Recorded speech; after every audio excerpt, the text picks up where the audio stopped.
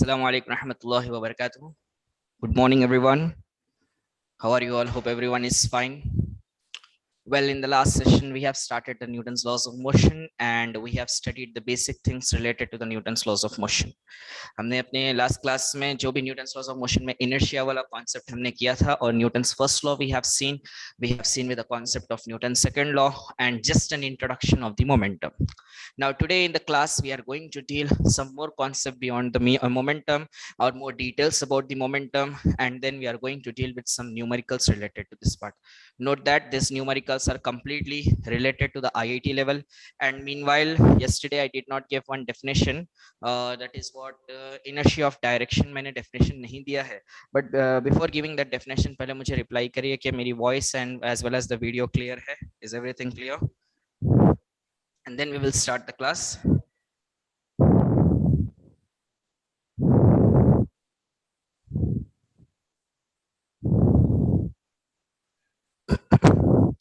Fine, वालेकुम सलाम. और हमारे चार मीनार के स्टूडेंट जो भी अगर ग्रुप में मैसेज भेजना चाह रहे हैं, सिर्फ खाली @ भी डाले तो बस है, हम लोग समझ जाएंगे, मैं समझ जाऊंगा. ओके ना, ठीक है. चलिए, now let's start with this part. So inertia of direction, you write on the definition. एक ही लाइन में लिख लीजिए. When the bus takes a sharp turn, when the bus takes the sharp turn, when the bus takes a sharp turn, the passengers in it, I repeat, when the bus takes a sharp turn, the passengers in it experiences an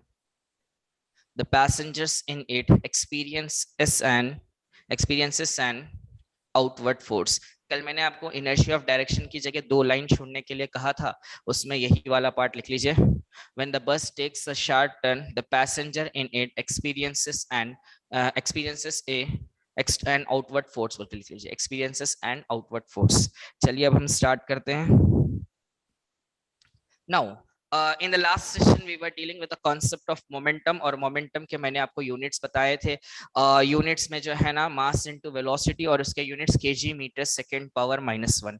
उसके आप चाहे तो CGS unit भी लिख सकते हो, जहां पर हमने केजी वहां जो यूनिट्स लिखे हैं वो यूनिट्स 2 तरीके के होते हैं, और मतलब यूजुअली हम रिप्रेजेंट करेंगे 2 तरीके के. जो भी आपने लिखा है kg मीटर सेकेंड इनवर्स, ये एसआई यूनिट होता है. And the other one, is everything clear to you? हाँ, ये एसआई नहीं दिख रहा है. ओके फाइन, यहां से लिखता हूं मैं, राइट. एसआई यूनिट्स होते हैं आपके केजी मीटर सेकेंड पावर -1, और सीजीएस यूनिट होते हैं आपके ग्राम्स मीटर सेकेंड पावर -1. खाली इतना सा डिफरेंस है. सीजीएस यूनिट के हिसाब से हम ग्राम्स देखते हैं. सीजीएस यूनिट मतलब हमारा ब्रिटिश वाला सिस्टम होता है, तो उसमें हम ग्राम्स मीटर सेकेंड इनवर्स लेते हैं. नाउ अपार्ट फ्रॉम दिस हमने इसके यूनिट्स भी डील किए हैं, और मैंने आपको ये भी बताया था कि momentum is a vector quantity. I hope you have written this point. अब हम मोमेंटम को डिफरेंट केसेस में डील करने वाले हैं. तो आप वहां पर एक पॉइंट लिख लीजिए. Consider a body of mass m, consider a body of mass m. नीचे कल हमने जहां कहीं भी रोका है उसके बिल्कुल नीचे you write on this part. Consider a body of mass m, consider a body of mass m, small m लिख लीजिए, moving with A velocity v. Consider a body of mass small m moving with a velocity v,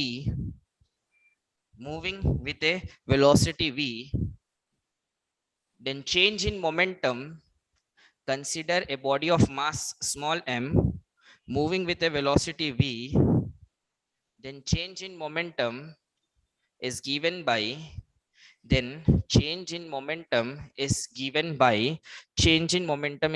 जरा गौर से आप देख लीजिए, ठीक है ना. अब हम स्टार्ट करते हैं actual part. So change in momentum का मतलब होता है that is nothing but final momentum minus the initial momentum. अगर मोमेंटम चेंज हुआ है, मोमेंटम बोले तो शुरुआत में वेलोसिटी कुछ अलग थी और आखिरी में वेलोसिटी कुछ अलग है, तो इसके बीच में जो शुरुआत की वेलोसिटी का momentum mass into velocity same formula होता है. फाइनल वाली वेलोसिटी का भी मोमेंटम सेम ही होता है. खाली डिफरेंस क्या होता है, इनिशियल वेलोसिटी कुछ और रहती है, फाइनल वेलोसिटी कुछ और होती है. है, तो इन दोनों के बीच का जो मोमेंटम होता है उस मोमेंटम को हम चेंज इन मोमेंटम कहते हैं। And the concept of change in momentum previously asked questions में कई बार कॉम्पिटिटिव लेवल में आ चुका है, आईआईटी में बहुत कम आया है और इवन एनसीईआरटी में इसका मॉडल है। तो हमको जो है ना आगे चलकर आईआईटी में ये क्वेश्चन पूछ सकता है, so we have to deal in detail about this concept. तो आप सिर्फ अपने दिमाग में याद रख लीजिए कि चेंज इन मोमेंटम मतलब सीधा final momentum minus the initial momentum. And now apart from this अगर मैं इसके आगे जाता हूं, सो इफ सपोज मुझे वैल्यू सिंप्लीफाई करने के बाद माइनस में आता है तो मुझे यहाँ पर मॉड डालना पड़ेगा। मॉड क्या करेगा, मेरे आंसर को माइनस से हटा देगा। आई hope you got this part. तो अब ये चेंज इन मोमेंटम वाले कॉन्सेप्ट को हम डिफरेंट डिफरेंट केसेस में डील करेंगे। तो case one I am checking here. Case one में मैं क्या कर रहा हूं, when a body moves with a velocity, body moves with a velocity v collides with a wall के साथ कोलाइड होता है and comes to rest। ठीक है ना। तो चलिए अब इसको समझते हैं ये वाले कॉन्सेप्ट को। तो लेट अस टेक, ये हमारा एक रिजिड वॉल की तरह है, समझ जाइए। और यहाँ पर मैं क्या कंसीडर कर रहा हूँ, we have one particular body जिसका मास क्या है, m है, और उसकी वेलोसिटी क्या है, v है। शुरुआत में मास तो बेसिकली मास तो सेम ही रहेगा एंड उसकी वेलोसिटी क्या है, v है। Now let us take this is moving in this direction और ये ऐसे ऐसे यहाँ पर जाकर इस पर्टिकुलर पार्ट को टच होकर यहीं पर रेस्ट पे आ रहा है। It is coming to the rest position at this part. तो इसमें चेंज इन मोमेंटम क्या होगा बोलकर आपसे सवाल आएगा। अब मैं कॉन्सेप्ट में बता रहा हूं, इसमें आपको वैल्यूज चेंज होकर आएंगे। मास 2 kg है, वेलोसिटी 3 मीटर्स पर सेकेंड है, मास समथिंग, वेलोसिटी समथिंग, ऐसे टाइप में you will be getting. So let us solve this part. बहुत सिंपल सा है, अगर आपको एक आ गया तो रिमेनिंग जितने भी केसेस है पूरे आपको समझने आ जाएंगे। सो let us understand this part. तो सबसे पहले आई विल बी टेकिंग, इसमें सबसे पहले इनिशियल मोमेंटम क्या होता है। मोमेंटम का फॉर्मूला होता है mass into velocity. So let us take this is having the mass m और उसकी वेलोसिटी v है, तो इनिशियल मोमेंटम हमारा क्या हो गया, m इंटू वी हो गया। Let us come back to the point. अगर मैं फाइनल वेलोसिटी की बात करूंगा, mass into finally it is coming to the rest position. अगर रेस्ट पे है तो उसकी वेलोसिटी क्या होती है, जीरो होती है। This you have studied in motion in a straight line. अगर कोई बॉडी रेस्ट पे है तो उसकी वेलोसिटी क्या होगी, नहीं रहेगी, that is equivalent to zero. हम हमारे मोमेंटम के फॉर्मूले में सब्स्टिट्यूट करते हैं, so mass into velocity, where velocity is taken as 0 and as a result I will be getting the final momentum as 0। अब मेरे को मालूम करना है चेंज इन मोमेंटम और हमारा फॉर्मूला है final momentum minus initial momentum. अगर मैं फाइनल मोमेंटम की बात करूं तो ऑलरेडी आई गॉट 0 और इनिशियल मोमेंटम की बात करूं तो मुझे mv आया है, तो 0 minus of mv। Did you understood this part. अब 0 माइनस mv तो माइनस mv होगा, तो चेंज इन मोमेंटम का फॉर्मूला बनता है minus mv।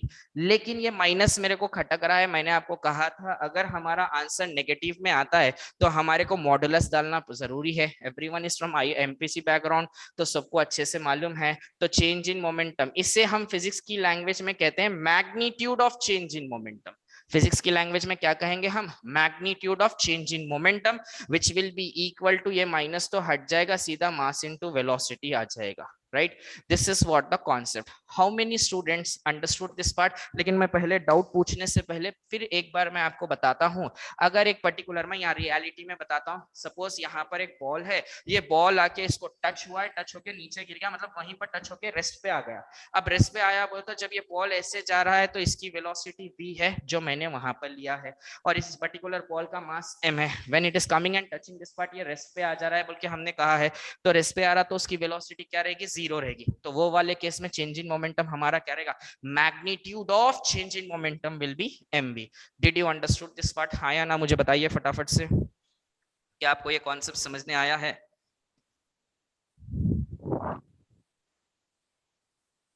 Everyone understood this part.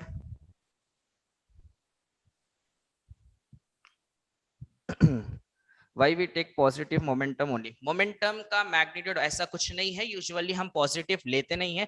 It depends upon the option, you can take either positive भी या negative भी. लेकिन फिजिक्स की लैंग्वेज में मैग्नीट्यूड बोलकर लग गया तो वहां पर हमको मॉडुलस होना पड़ेगा. क्यों लेट मी से you, I hope everyone is familiar with vectors part. अगर हम इसे वेक्टर के फॉर्म में लेंगे तो ये अलोंग एक्स एक्सिस के डायरेक्शन में है. अगर ये एक्स एक्सिस के डायरेक्शन में रहेगा तो हमारा जो आंसर रहेगा वो आई कैप यहाँ पर लगेगा. ठीक है ना, जिसकी वजह से हमको आई कैप में आंसर आएगा. अब इसका आई कैप का कोएफिशिएंट मैग्नीट्यूड निकालोगे तो root over minus M V whole square होगा. स्क्वायर और रूट कैंसिल होके आपको एम वी आएगा.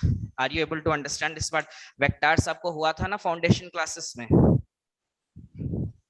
राइट? वेक्टर्स आपको हुआ था ना फाउंडेशन क्लासेस में. तो ये अगर आप लिखना चाह रहे हैं तो लिख सकते हो. अगर आप बोल रहे हो क्यों हम माइनस क्यों लेना है तो उसकी जगह आप बेहतर है ये आई कैप वाला कॉन्सेप्ट आप इन्वॉल्व कर सकते हो. आई hope you got this part. सबको समझने आया है? Did you understood everyone?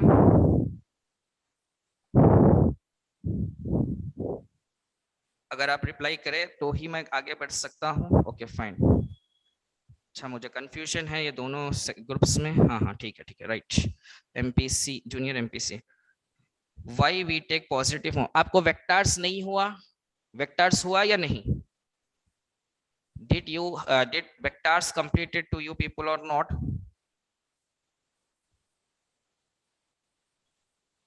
Vectors हुआ तो फिर ये सवाल फिर क्यों आ रहा है भाई? ठीक है, चलिए मैं बता ही देता हूं.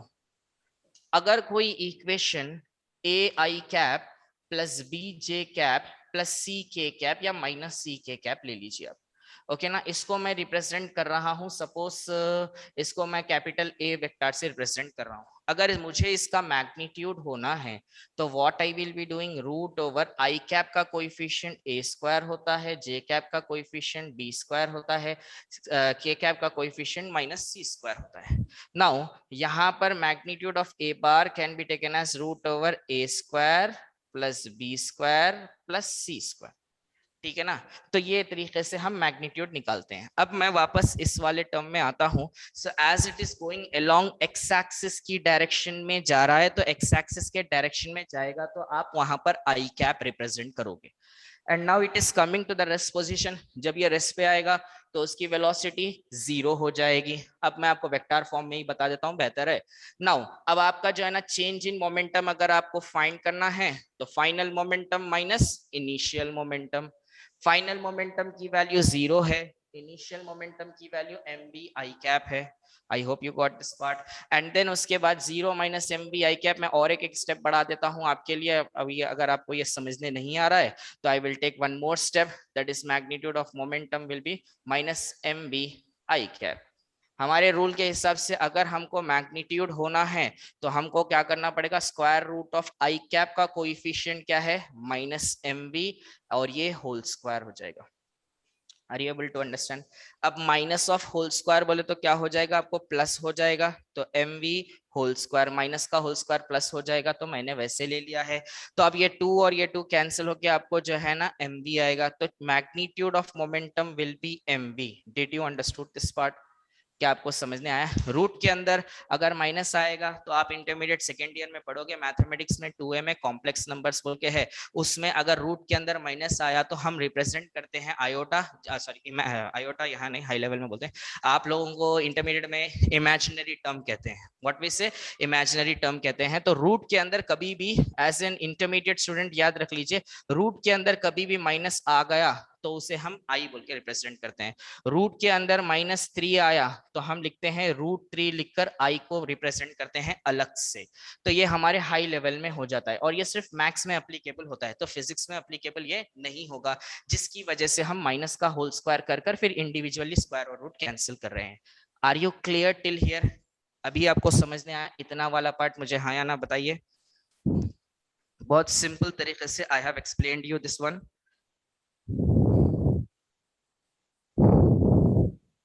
Fine, got it. चलिए बहुत बढ़िया.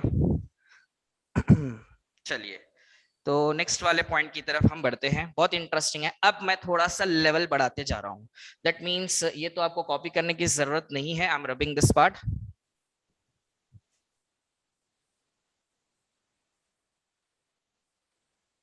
Now, slowly, level in the sense I am considering your last years, यानी कि last 2 years आपका classes कैसे हुए, whether you were in 9th or 10th, उसके हिसाब से मैं आपको लेकर जा रहा हूँ. Usually इतना डिटेल में नहीं बताते हैं, मैं पूरा कंसिडर करते हुए बता रहा हूँ. Let us go second वाले केस में हम एंटर हो जाएंगे. What is that? Case 2. तो let us deal in the case 2. अब case 2 में हम क्या कंसिडर करेंगे? Like for example, मैं पहले डायग्राम ड्रॉ करता हूँ.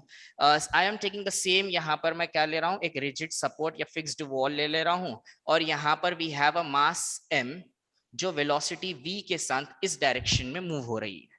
ठीक है ना, वेलोसिटी v के साथ इस डायरेक्शन में मूव हो रहा है.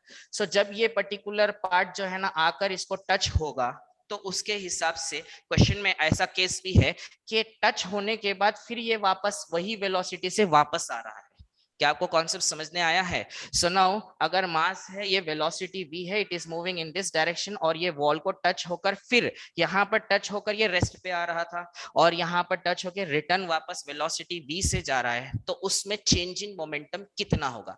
ये सवाल, ये वाला जो कॉन्सेप्ट है, एक बार 2019 में फिजिक्स के पेपर में, आईपीई के पेपर में, जो इंटरमीडिएट का आप एग्जाम लिखते हो, वो टेक्स्ट बुक में नहीं है ऐसा वाला सवाल.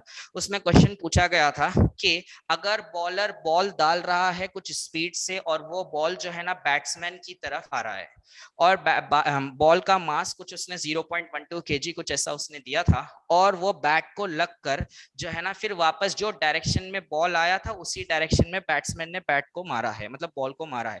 तो यानी कि बॉल इस डायरेक्शन में आया तो रिटर्न भी वही डायरेक्शन में गया है, जो वेलोसिटी से आया था वही वेलोसिटी से रिटर्न गया है. और सवाल में ये पूछा गया था कि what is change in momentum. तो ये क्या वो इसको रिलेवेंट है? मास m है, वेलोसिटी v है, आकर एक रिजिड सपोर्ट को टच हुआ है, जो वेलोसिटी से आया वही वेलोसिटी से जा रहा है. यस और नो? हाँ. तो इसका कॉन्सेप्ट समझने की कोशिश करिए, और it is very very interesting. जरा गौर से देखिए. तो फर्स्ट थिंग, मैं यहाँ पर हमारा कंडीशन क्या है, इनिशियल मोमेंटम हम लेते हैं. So initial momentum is taken as mass into velocity. ठीक है ना. अब यहाँ पर लाजमी आप 10th में मैथमेटिक्स में आप करे हो, एक्स एक्सिस वाई एक्सिस जो भी आपने लिया है, और हम वेक्टर फॉर्म में रिप्रेजेंट करेंगे. तो अगर ये कहां पर मूव हो रहा है, पॉजिटिव एक्स डायरेक्शन की तरफ मूव हो रहा है, तो हम इसे लेते हैं प्लस आई कैप. खाली आई कैप भी लिखे तो चलता है, लेकिन मैं जरा रेफरेंस के लिए प्लस आई कैप लेता हूं. नेक्स्ट वाले केस में जब ये इसको टच होकर वापस आ रहा है, ऐसे थोड़ी है कि कोई चीज को टच होने के बाद जो है ना बॉल का मास कम होगा, बॉल का मास तो सेम ही रहेगा. बैट्समैन बॉल को मारने के बाद उसका वजन कम होता क्या? नहीं होता. तो उसका मास रिमेन सेम. बट जब वो रिटर्न आ रहा है, तो फॉर्मूले में तो सेम वेलोसिटी से रिटर्न आ रहा है, तो हमारा कॉन्सेप्ट सेम रहेगा, mass into velocity.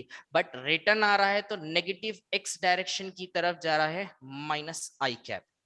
Can I right in this way? जा रहा सो पॉजिटिव आई कैप, आ रहा सो माइनस आई कैप. ठीक है ना. अब मुझे मालूम करना है change in momentum. So this change in momentum will be equal to final momentum minus initial momentum. Now change in momentum can be taken as final momentum की वैल्यू बनती है, ये माइनस को मैं बाहर निकाल कर लिखता हूं, minus M V I cap. Got it? Minus of initial momentum. Initial momentum क्या होता है? अगर मैं प्लस को बाहर भी लिखा निकाल लूं तो मुझे कुछ इफेक्ट नहीं होगा. Minus into plus is how much? Minus. And this will become M V I cap. And now you can say the answer here, change in momentum is equals to minus 2 mv I cap. ठीक है ना. अगर मुझे इसका magnitude होना है तो directly आप बता सकते हो, डायरेक्टली 2 mv इसका मैग्नीट्यूड हो जाएगा. How many students understood this part? कितने स्टूडेंट्स को ये वाला कॉन्सेप्ट समझने आया है? सिमिलर है नहीं है? इज इट सिमिलर और नॉट? इज इट सिमिलर और नॉट? पूरा सेम ही है ना, नो चेंजेस एट ऑल. बहुत सिंपल सा है, ज्यादा टफ भी नहीं है. खाली आपको जो मेरी क्लास हो रही है उसको प्रैक्टिस कर लीजिए, खाली यही वाले टर्म्स को वैल्यूज चेंज करके देता है. Fine. So let us go with this part. आपको कुछ दिन लगेंगे मेरी स्पीड कैच करने के लिए. मैं मेरे लाइफ में सबसे पहले, ये फर्स्ट टाइम है जो बहुत कम स्पीड में आपको बता रहा हूं मैं. Right, late us proceed for the next one. अब हम आगे बढ़ते हैं नेक्स्ट कॉन्सेप्ट की तरफ.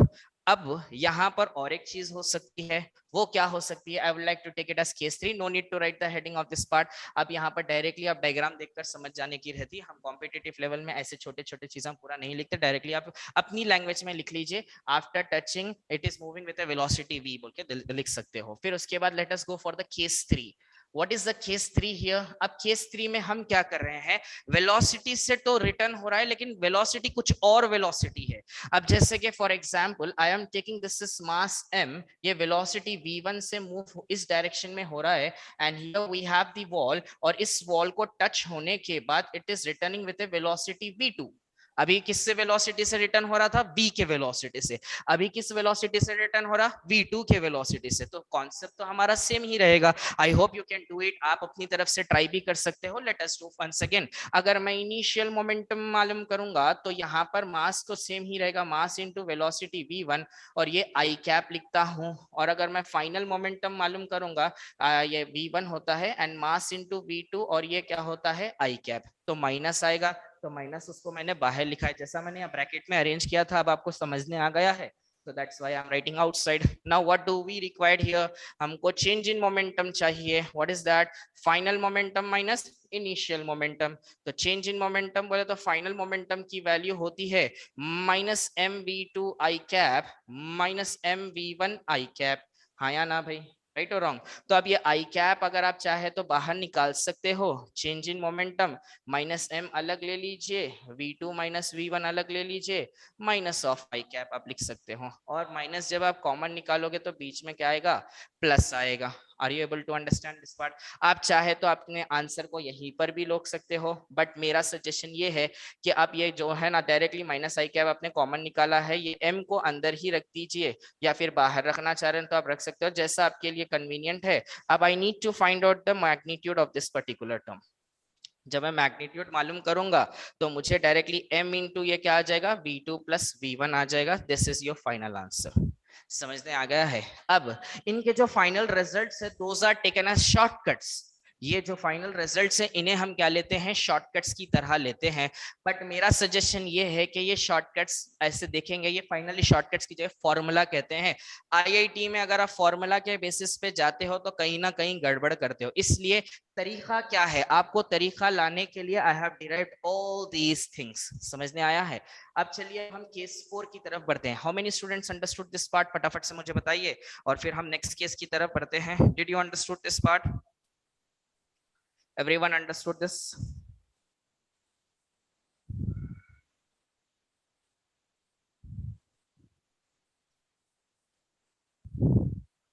ये दोनों में जरा गड़बड़ है। Okay, case 3 not. अरे भाई केस 2 के वैसे ही तो है ना, अभी क्या डिफरेंस है इसमें? जस्ट इससे आपका जो है ना लेवल समझने आ रहा है।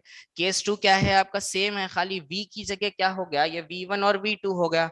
तो यहाँ पर ये v2 हो गया और ये v1 हो गया। Just take out minus common. अगर आप माइनस कॉमन निकाल ले तो v2 प्लस v1 हो जाएगा। अब इसका मैग्नीट्यूड निकाल लीजिए, रूट ओवर माइनस ऑफ, जैसा हमने यहाँ पर किया है उसी तरह minus of m into V two plus V one whole square. Minus के अंदर हम जो है ना रूट के अंदर माइनस नहीं डाल सकते, इसलिए होल स्क्वायर की हेल्प ले रहे हैं, एंड फाइनली स्क्वायर और रूट कैंसिल हो जाता है और हमारा इक्वेशन ये आएगा। बस उतना ही तो डिफरेंस है।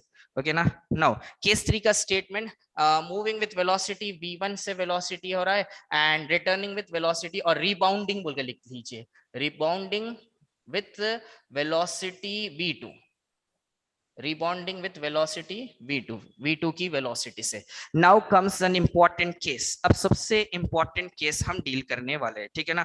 नाउ अब नेक्स्ट वाले टॉपिक की तरफ, सॉरी नेक्स्ट वाले इंपॉर्टेंट केस की तरफ। This is nothing but your case 4, जो कि हमारे एनसीईआरटी में है। एनसीईआरटी में है तो हमारे फाइनल पेपर में भी ये कॉन्सेप्ट बनने के ज्यादातर चांसेस है, ठीक है ना? अब जरा इसको जरा बहुत लॉजिकली जाना है, जरा गौर से देख लीजिए। व्हाट वी विल डू, ये हमारा जो है ना फिक्स्ड वॉल है, ये फिक्स्ड वॉल है, ठीक है, चलिए बहुत बढ़िया। So now what I am going to do, यहाँ से हमारा बॉल आकर इससे टच हो रहा है and it is getting reflected back और रिबाउंडिंग बैक, रिफ्लेक्टेड नहीं रिबाउंड। तो जरा गौर से देख लीजिए, जस्ट फॉर अंडरस्टैंडिंग पर्पस इसको मैं हॉरिजॉन्टल डाल रहा हूँ और यहाँ पर एंगल थीटा बना रहा हूँ विद रेस्पेक्ट टू हॉरिजॉन्टल, ठीक है ना? तो अब हम लेते हैं एक पर्टिकुलर बॉडी है, it is having the mass m moving with a velocity v।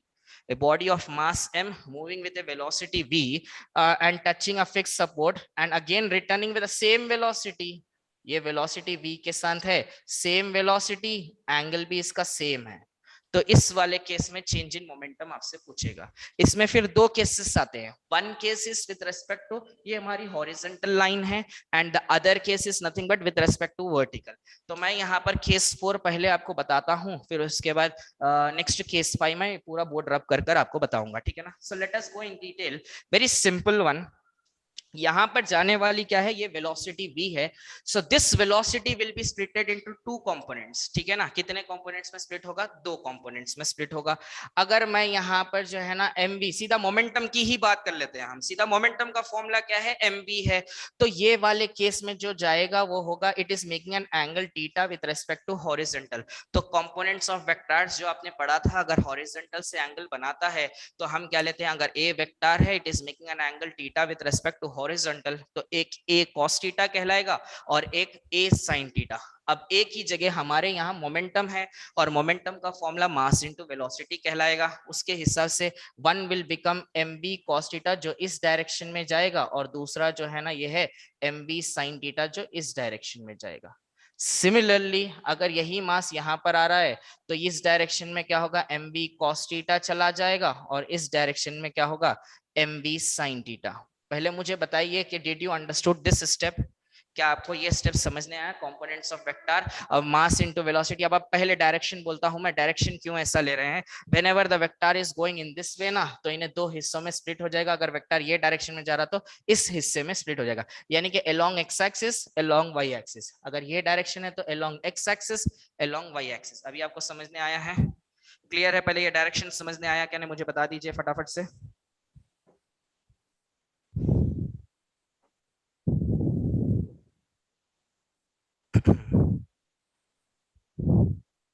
Right कितने स्टूडेंट्स नो बोल रहे हैं, ये क्या 7 से 10th में पास करे क्या पूरे। Difference between case 2 and case 3, can't you observe it here? I said you that it is returning with the velocity v and it is returning with the velocity v2, अलग अलग velocity, right। चलिए अब हम बताते हैं, फिर एक बार मैं बता देता हूँ, इसके बेसिक्स आपके बहुत बहुत वीक है। ऐसा रहेगा तो आईआईटी जो है ना क्रैक करना 2 साल का 3 साल लग जाएंगे, ठीक है ना। नाउ सी हियर, अगर वेलोसिटी अगर इस वाले टर्म में है तो मोमेंटम दो हिस्सों में स्प्लिट होता है, तो एक p cos थीटा आएगा और एक p sin थीटा आएगा। अगर मैं आपको उतना समझने नहीं आ रहा, एक सिंपल एग्जांपल में देता हूं। अगर ये वेक्टर इस डायरेक्शन में है, it is making an angle theta with respect to horizontal. Let us take ये वेक्टर का नाम मैं a ले लेता हूं, तो ये a cos थीटा इस डायरेक्शन में जाएगा, हाँ या ना, और a sin थीटा इस डायरेक्शन में जाएगा। क्या आपको अभी समझने आया है, a cos theta in this direction, a sin theta in this direction. Same case उसी तरह, अब वेक्टर ऐसे जाने की जगह क्या हो रहा, क्रॉस जा रहा है, इस वाले डायरेक्शन में जा रहा है। अब वहां पर भी a cos थीटा और a sin थीटा आएगा, बट a की जगह हमारे पास मोमेंटम है और मोमेंटम का फॉर्मूला बनता है mv cos थीटा इस डायरेक्शन में, mv sin थीटा इस डायरेक्शन में। उसी तरह अब ये वाला टर्म लोगे तो इन्हें इस डायरेक्शन में जा रहा है, तो mv cos थीटा इस डायरेक्शन, mv sin थीटा इस डायरेक्शन। अब ये चीज याद रख लीजिए, इन्हें ये डायरेक्शन में जा रहा तो इन्हें ये कैसा जाना सर, यहाँ पर आप अपना एक्सिस ड्रॉ कर लीजिए। ये y एक्सिस है, ये x एक्सिस है, जो x एक्सिस के पैरेलल में रहेगा वो ये आएगा, जो y एक्सिस के पैरेलल में रहेगा वो ये आएगा। क्या आपको समझने आया है, अभी अभी समझने आया है क्या, देखिए बताइए, did you understood this part, did you understood now. ये आईपीसी से और एमपीसी में थोड़ा सा मेरे को गड़बड़ हो रही है, हाँ ठीक है चलिए अभी क्लियर है। Shall we proceed for the next one.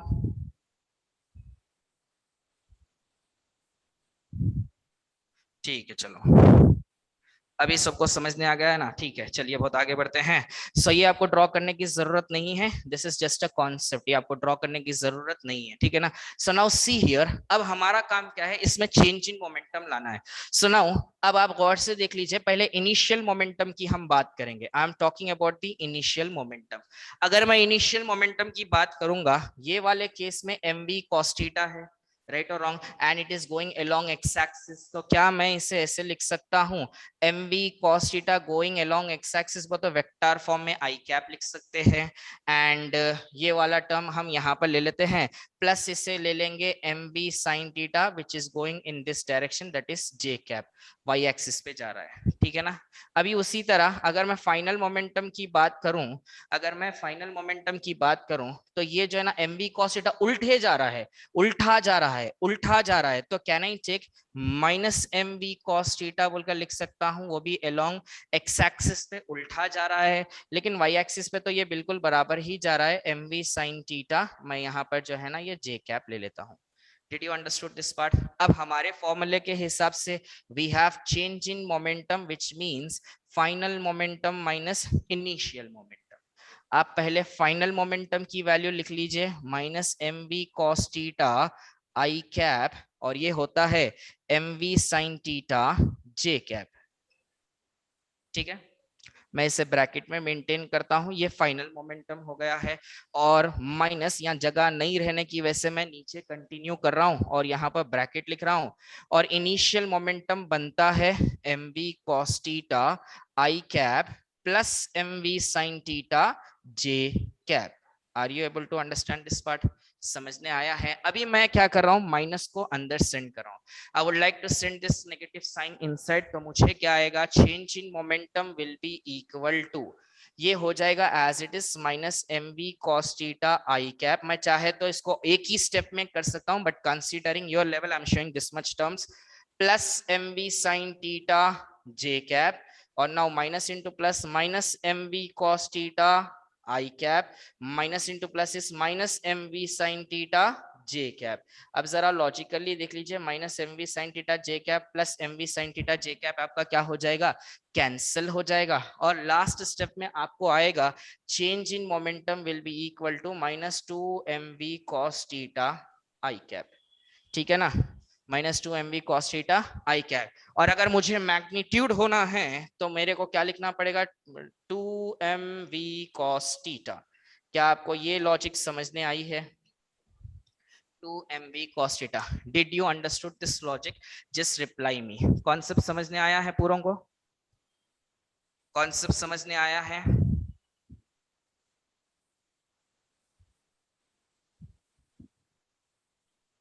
हाँ, अपने आप डिराइव करने आया है। ये वाला टर्म हमारे एनसीईआरटी में इससे बेसिस पे एक क्वेश्चन है।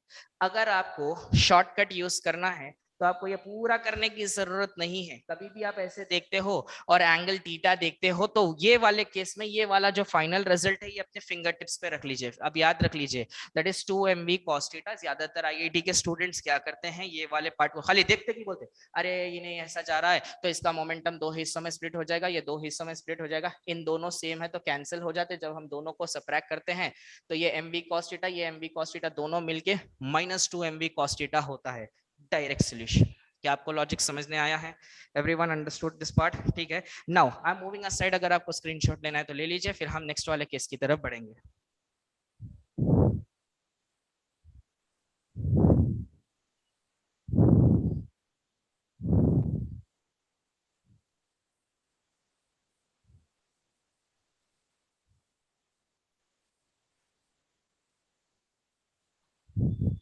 So shall we proceed? Okay, you are writing. ठीक है। मेरा ये सजेशन है कि आप इसका स्क्रीनशॉट लेके साथ में रख लीजिए। मैं ज्यादा टॉपिक्स डिस्कस करता हूँ तो आप स्क्रीनशॉट लेके साथ में रख लीजिए। एक पहले ले लीजिए, पहले स्क्रीनशॉट तो ले लीजिए आप। बाजू हट गया हूँ। Hope you have taken.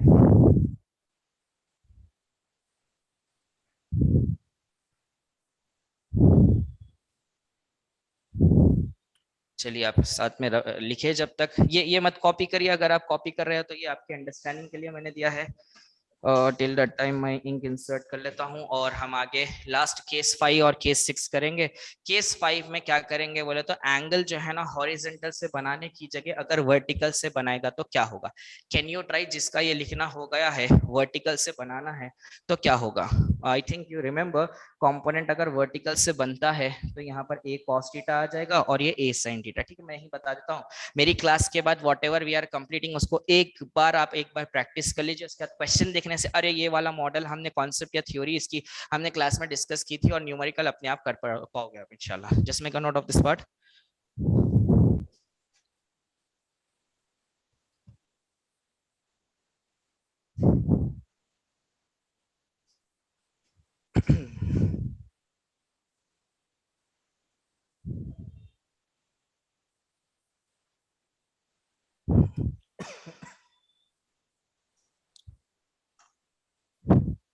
Once you complete, inform me.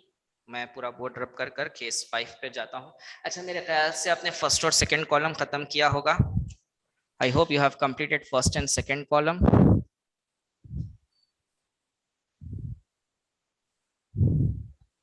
At least first and second column. Shall I rub it? Okay. बहुत बढ़िया. अभी आपको लॉजिक समझने आई है मोमेंटम वाली?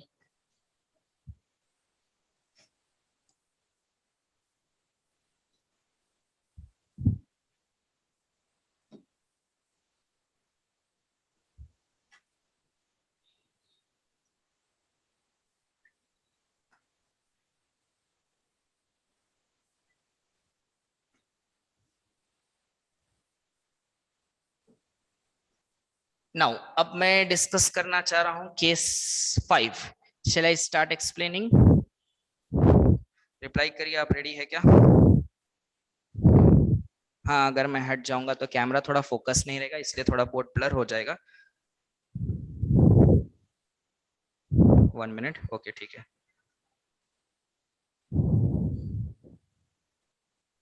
Case 4 statement. ओके ना, आप ऐसा ले लीजिए. Body touching at an angle theta and rebounding back with the same angle. Okay, खाली शॉर्ट में लिख लीजिए. Rebounding back with same angle. rebounding back with same angle and same velocity. Same angle and same velocity. आप case 4 की जगह टिक करके उसे star mark डाल दीजिए. ये हमारे एनसीईआरटी में भी है और मॉडल भी बहुत इंपॉर्टेंट है. वैसे तो हमारे यहाँ कोई नीट वाले तो नहीं है, नीट वालों को ऐसे वाले क्वेश्चंस पूछे जाते हैं. ओके ना, खैर चलिए. अब हम हमारे आईआईटी में एनसीईआरटी में ये वाला क्वेश्चन है, इसलिए हमने ये इन्वॉल्व किया है. और ये वाला केस जो है ना आपके आईपी में पूछा गया है, तो वो पूरे केसेस कंसिडर करके मैं इकट्ठा करके एक ऑर्डर में आपको बता रहा हूँ. सो जैसा आप रेडी हो मुझे इन्फॉर्म कर दीजिए, फिर हम नेक्स्ट केस की तरफ बढ़ते हैं.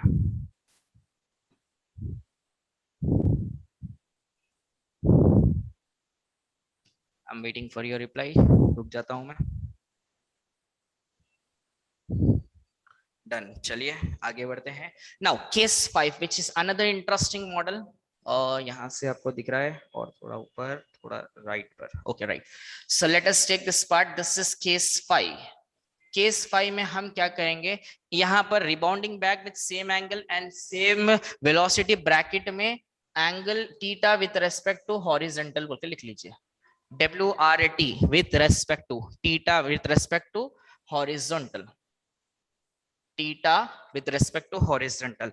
अब हम आगे बढ़ते हैं केस 4 की तरफ. हम आगे बढ़ते हैं, सॉरी केस 5 की तरफ. आप ऐसे ही लिख लीजिए. Rebounding back with same angle and same velocity but bracket में लिखिए theta with respect to vertical. अगर एंगल हमारा वर्टिकल से बना रहा होगा तो क्या होगा, ठीक है ना. तो चलिए अब हम देखते हैं यहाँ पर डायग्राम को. अगर ये हमारा जो है ना फिक्स्ड रिजिड सपोर्ट है या फिर वॉल भी ले सकते हो आप, और यहाँ पर same part is coming here and it is getting rebounded back. It is having the mass m और वेलोसिटी v से ये रिटर्न हो रहा है. तो इसका डायरेक्शन यहाँ पर है, इसका डायरेक्शन यहाँ पर है. और हमको सवाल में क्वेश्चन में ऐसा दिया है, सपोज एंगल अगर यहाँ पर बनाएगा और एंगल सपोज यहाँ पर बना रहा है. See the difference between these two. the case for the angle is with respect to x axis भी कह सकते हो या horizontal भी कह सकते हो, और यहाँ पर angle is with respect to vertical. चलिए मैं vertical वाला कॉन्सेप्ट भी जो किसी ने भी जो है ना वेक्टर की क्लास मिस की है उनको ये वाला कॉन्सेप्ट भी बताता हूँ. सेम फोर्स जिसका नाम या फिर वेक्टर a बार है, ये वाला जो पार्ट है हमारा ये y एक्सिस है और ये x एक्सिस है. अगर इससे एंगल थीटा बनाता है तो it will be also splitted into two components, but along x axis यहाँ पर आपको आएगा a sin थीटा आएगा और यहाँ पर आपको आएगा क्या, a cos थीटा. समझने आया है? See the difference. यहाँ पर आपको a cos theta, a sin theta जब angle with respect to horizontal होता है, और यहाँ पर angle with respect to vertical होता है तो a sin थीटा एक cos थीटा। तो अब हम यहाँ पर कंपोनेंट्स को स्प्लिट करते हैं। I am saying completely in our language because maximum हमारी लैंग्वेज यूज कर रहा हूं मैं, ताकि आपको ये कॉन्सेप्ट समझने आए। वैसा क्लास के बाद whatever we are completing theory को पूरा एक बार प्रैक्टिस करिए, एक 3-4 दिन कंसिस्टेंटली कर लीजिए, तो आपको ये चैप्टर में है क्या, कल पूरा थ्योरी डिस्कस करे थे, आज पूरा हम न्यूमेरिकली डिस्कस कर रहे हैं एंड इसके न्यूमेरिकल्स भी हम डिस्कस करेंगे। समझ के अगर चलेंगे ना तो ये पूरे चीजें आपके माइंड में बैठ गए, तो आगे चल के ये फिजिक्स में बहुत ही बहुत काम आने वाले हैं इंशाल्लाह, ठीक है ना। So let us go with this part. Again we are splitting this part into 2 components. कहीं भी आप रिप्रेजेंट कर सकते हो इस लाइन पर, तो मैं यहाँ पर रिप्रेजेंट कर रहा हूँ, दिस विल बिकम, ये मास इनटू वेलोसिटी मोमेंटम होता है, और यहाँ पर mb sin थीटा कहलाएगा, and this will be what, mb cos theta. I hope you got my point. The same case यहाँ पर अगर आप ले लोगे, कहीं भी आप रिप्रेजेंट कर सकते हो, here also we will be getting mb sin theta, and here you will be getting what, mb cos theta. Hope you got this part. अब चलिए सेम जैसा हमने वहां पर किया है, सेम प्रोसीजर हम यहाँ पर फॉलो करेंगे। सबसे पहले हम इनिशियल मोमेंटम की बात करेंगे। मैं यहां से ही आता हूं। इनिशियल मोमेंटम मींस ये हो जाएगा, this is mv sin theta, it is moving along x axis, तो मैं आई कैप ले रहा हूं। Are you able to understand? अब मैं चाहे तो यहाँ पर और एक चीज भी ले सकता हूँ, ये नीचे जा रहा बोल के माइनस में लेके भी मैं सिंप्लीफाई कर सकता हूँ, ठीक है ना। अगर मैं ये राइट की तरफ मूव हो रहा है तो पॉजिटिव ले रहा हूँ, नीचे मूव हो रहा है तो पॉजिटिव ही ले रहा हूँ, अगर ऊपर मूव हो रहा है तो नेगेटिव। अपनी मर्जी, हम जैसा चाहे वैसा रिप्रेजेंट कर सकते हैं। इधर असल में रियलिटी में देखा गया तो ये नीचे मूव हो रहा है तो हम माइनस रिप्रेजेंट करेंगे, तो आंसर तो हमको सेम ही आएगा। जैसे कि अगर आप यहाँ पर माइनस लेते हो और यहाँ पर माइनस लेते हो, यहाँ पर माइनस हो जाएगा, ये माइनस इंटू माइनस जाके प्लस होगा, लेकिन कैंसिल तो वैसे ही होगा। Same case you can take here. तो मैं यहाँ पर क्या करता हूँ, जैसा आपके लिए कन्वीनियंट है, आप यहाँ पर नोट लिखना चाह रहे हो तो आप यहाँ पर नोट लिखना चाह रहे हो, या कंफ्यूज हो रहे हो तो आप यहाँ पर नोट लिख सकते हो, right side positive, right move हो रहा तो पॉजिटिव ले रहे हैं, और डाउन मूव हो रहा तो भी हम पॉजिटिव ले रहे हैं बोल के, ऐसा नोट अजम्पशन बोल के डाल दीजिए। ये हमने यहाँ पर अजम्पशन किया है, कहीं कोने में डाल दीजिए, वरना आपको आगे जाने के बाद जब आपका कॉन्सेप्ट बन जाएगा तो आप बोलेगे अरे सर नीचे जा रहा, नेगेटिव लेना था, पॉजिटिव क्यों लिए बोलकर, ठीक है ना। सो मैं वहां अजम्पशन वैसा ले रहा हूँ। और एक चीज याद रख लीजिए, इस पूरे कंप्लीट पार्ट में, ये मोमेंटम वाले कंप्लीट पार्ट में, अगर राइट जा रहा नेगेटिव, लेफ्ट आ रहा पॉजिटिव भी लोगे तो आंसर सेम ही आएगा आपको। इट्स एन अजम्पशन, जैसा आप चाहो वैसा कर सकते हो, लेकिन बहुत बेहतर ये है कि राइट जा रहा तो पॉजिटिव लीजिए, और लेफ्ट आ रहा तो आप क्या ले लीजिए, नेगेटिव ले लीजिए, बेहतर रहेगा, ठीक है ना। Now considering the same situation here, assumption same यहीं पर लागू होता है, and this will be taken as plus, ये हो जाएगा mb cos theta, and this is nothing but j cap. अगर मैं फाइनल मोमेंटम की बात करूंगा तो ये हो जाएगा same, but it is going in negative direction, left जा रहा है तो आपको यहाँ पर क्या रिप्रेजेंट करना पड़ेगा, minus. So that is minus mv sin theta I cap, and this is plus mv cos theta J cap. अगर मैं यहाँ पर बात करता हूँ चेंज इन मोमेंटम की, so it will become what, final momentum minus initial momentum. मैं इस पार्ट को यहां से कंटिन्यू कर रहा हूं, जरा गौर से देख लीजिए। So change in momentum will be equal to what is final momentum, minus mb sin theta I cap plus mb cos theta J cap, ठीक है ना। इससे मैं ब्रैकेट में मेंटेन करता हूं, minus of mv sin theta I cap plus mv cos theta J cap. अब आप माइनस को यहाँ पर अंदर सेंड कर दीजिए। Now it will be taken as what, minus mv sin theta I cap plus mv cos theta J cap, ठीक है ना। Minus mv sin theta I cap and minus mv cos theta J cap. अब बताइए क्या क्या cancel होता from your knowledge, plus mv cos theta J cap minus mv cos theta J cap cancel होता है, और चेंज इन मोमेंटम की जगह it is taken as 2mv sin theta क्या होता है, आई कैप। अगर आप इसका मैग्नीट्यूड चाहते हो तो ये हो जाएगा आपका 2mv sin थीटा। मुझे बताइए कितने स्टूडेंट्स को ये वाला कॉन्सेप्ट समझने आया है। आई थिंक अभी मेरे ख्याल से 80% स्टूडेंट्स तो रिदम में आ गए मोमेंटम फाइंड करने का। पहले चले ये देखते हैं कितने स्टूडेंट्स को ये वाला कॉन्सेप्ट समझने आया है।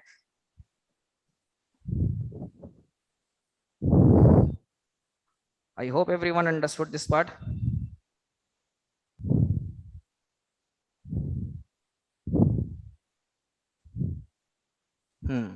अब आपको हल्लू हल्लू ये कॉन्सेप्ट का मजा आते जाएगा। अब देखिए डिफरेंस देखिए आप, what is the difference here, दोनों का बीच में डिफरेंस देखिए। Now someone is asking again repeat, इतना पूरा होने के बाद मतलब यानी कि आपको ये नहीं आया तो वो कहां से आएगा, फिर से रिपीट बोल रहे हो। सी इतना स्लो जाओगे तो हो जाएगा आपका काम, ठीक है ना। ये पूरा कंप्लीटली आईआईटी लेवल क्लास है और ये पूरा जितना भी हम डिस्कशन करें सिर्फ 15 मिनट का ही डिस्कशन होता है, लेकिन आप लोगों का जो है ना स्पीड स्लो रहने की वजह से प्रॉब्लम हो रहा है। मेरे को कोई प्रॉब्लम नहीं है, थोड़ा जो भी स्टूडेंट बोल रहे हैं थोड़ा कॉन्सेंट्रेशन इंक्रीज करिए। आई कैन अंडरस्टैंड कि आप फोन में देखकर आपको कुछ प्रॉब्लम होती होगी और जो है ना कॉन्सेंट्रेशन यहाँ वहाँ जाता होगा, लेकिन फिर भी आप अपनी कोशिश करिए, क्योंकि 2 साल के बाद आप जब एंट्रेंस एग्जाम लिखने जाओगे तो आपके अंदर कुछ एबिलिटी रहना है। That's the main motto of this institution.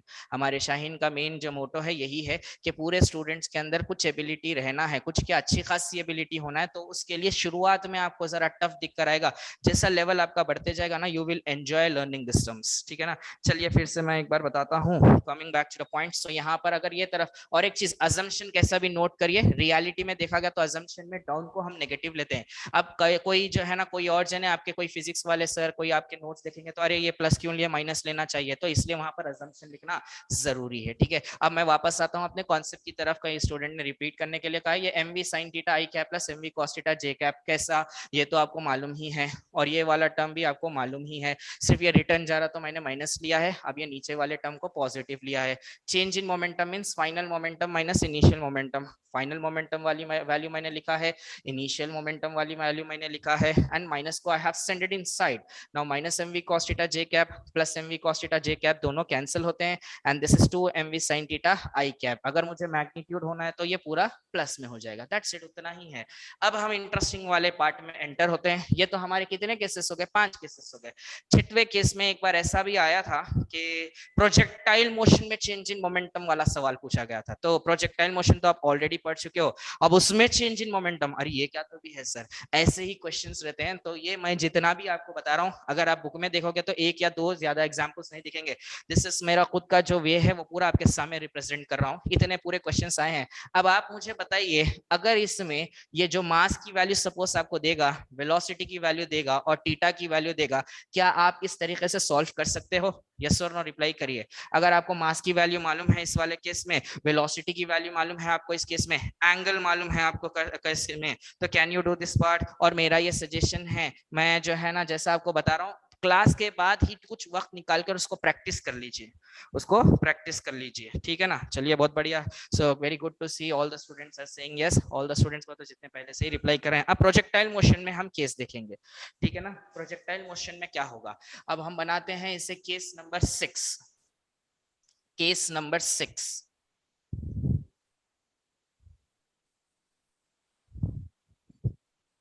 Right on the side heading as case 6, और उसमें लिखिए केस 6 में I am dictating change in momentum, change in momentum in a projectile motion, change in momentum in a projectile motion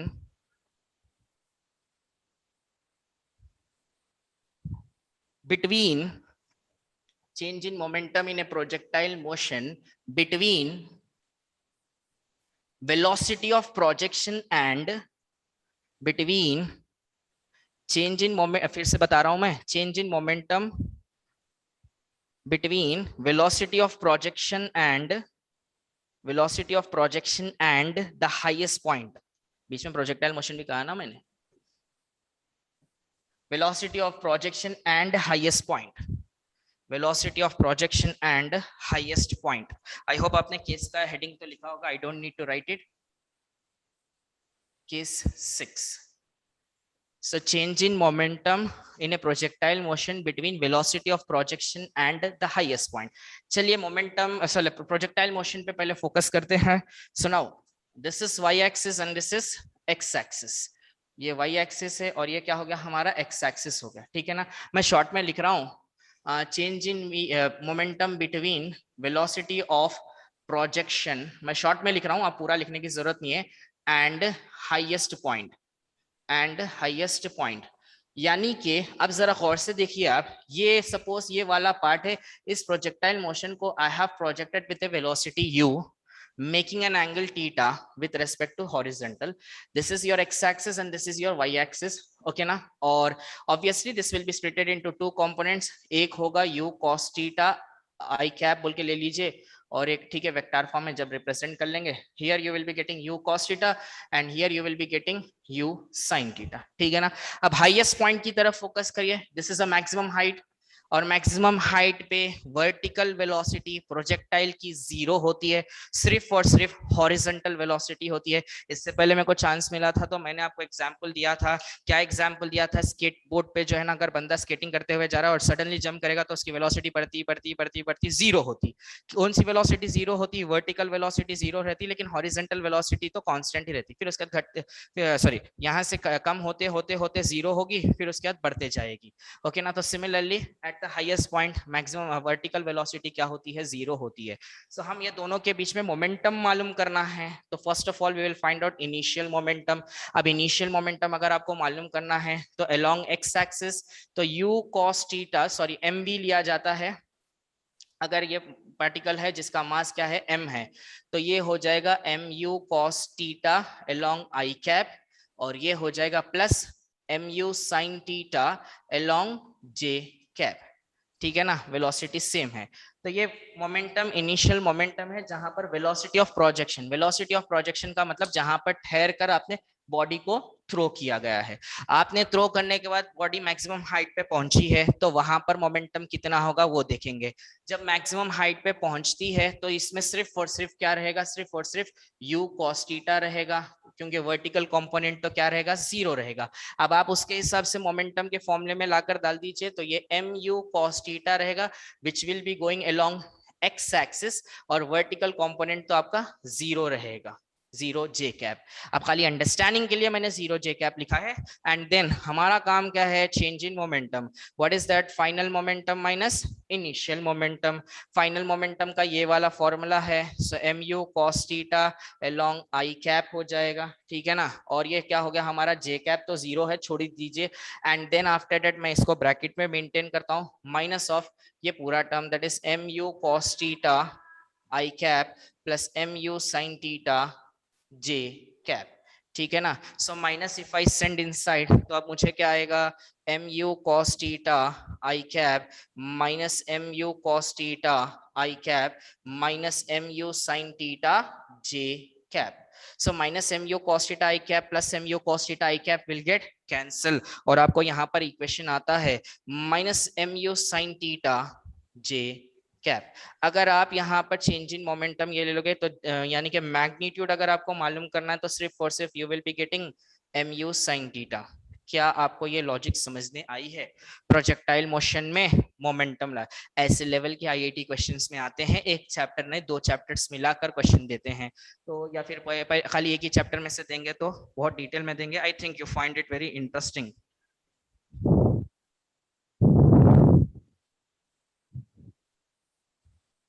Okay, fine. I'll give time to write. हाँ, I will show problems तो पूरे line से बताता हूँ। I will show all the problems, पहले concept बताकर मैं problems भी बताता हूँ। Don't worry about that.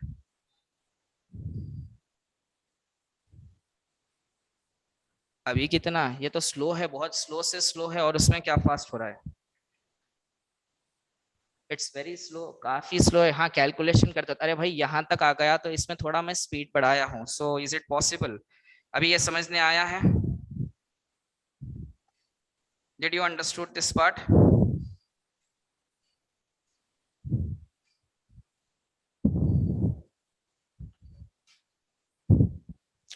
Fine, copy कर लीजिए। Now we will be dealing with some numericals. अभी हमारे को न्यूमेरिकल्स डील करना है, बट उससे पहले हम न्यूटन सेकंड लॉ डील करेंगे, उसके बाद हम न्यूमेरिकल्स डील करेंगे, ठीक है ना। Write down the side heading as Newton second law. इसके बाद आप कॉपी तो कर लीजिए।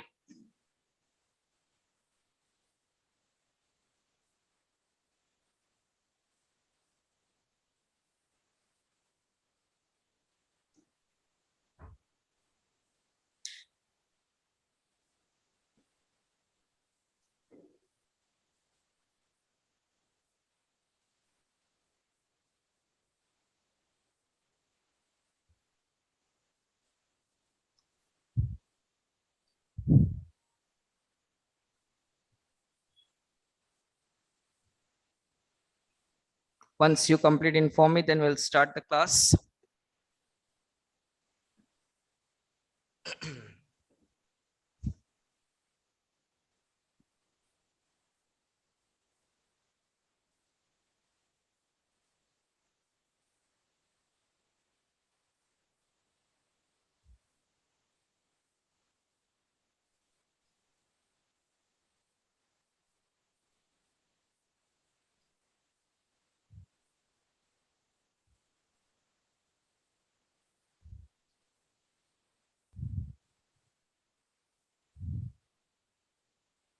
फाइन, चलिए अब हम स्टार्ट करते हैं।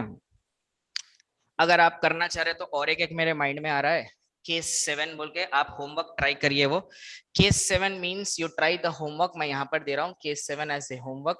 एंड वो केस में क्या होता है देखिए, मैं सेम प्रोजेक्टाइल मोशन हिंट भी दे रहा हूँ। प्रोजेक्टाइल मोशन है और ये हो गया वेलोसिटी ऑफ प्रोजेक्शन। तो यहाँ पर आपको आएगा u cos थीटा और ये हो जाएगा u sin थीटा। ओके ना। Now velocity of reaching ground, velocity of reaching ground, ground पे अगर रीच होगा, रीचिंग ग्राउंड अगर ग्राउंड पे रीच होगा तो हॉरिजॉन्टल वेलोसिटी तो u cos थीटा ही रहेगी, vertical velocity u sin theta. और इस u sin थीटा को आप नेगेटिव लेना पड़ेगा, इस u sin थीटा को आप क्या लेना पड़ेगा, नेगेटिव लेना पड़ेगा। और यहाँ पर क्या आप मोमेंटम मालूम कर सकते हो? Can you find out the momentum? This is a homework for you people. तो ये u cos theta u sin theta, यानी कि मैं हिंट भी दे रहा हूँ, initial momentum is equal to आपको क्या होगा, u cos theta i cap and this is u sin theta j cap. और फाइनल मोमेंटम में आपको क्या होगा, minus u sorry plus u cos theta, क्योंकि प्रोजेक्टाइल मोशन में हॉरिजॉन्टल वेलोसिटी सेम होती है, और ये minus you sin theta j cap. मैंने आपको फर्स्ट वाले केस में अजम्पशन यही रीजन से मैंने लिखाया है, हमेशा नीचे जा रहा तो हम नेगेटिव ही लेते हैं, तो दैट्स व्हाई। तो ये minus you sin theta j cap projectile motion में आप ऐसे कर सकते हो, यहाँ पर आप चेंज नहीं कर पाओगे, तो आंसर गलत हो जाता है। That's why I am going with this part. क्या आप अब यहाँ पर फाइंड कर सकते हो change in momentum? Can you find out change in momentum? mu sin theta नहीं, 2mu sin थीटा आ जाएगा, माइनस 2mu sin थीटा आएगा आपको, ठीक है ना। वेरी गुड, बहुत अच्छा सा ट्राई था आपका, बहुत अच्छा सा ट्राई था, very good. Write somewhat big, ठीक है। अब वो कोने वाला तो छोटा है, अभी इसमें और बड़ा चाहिए,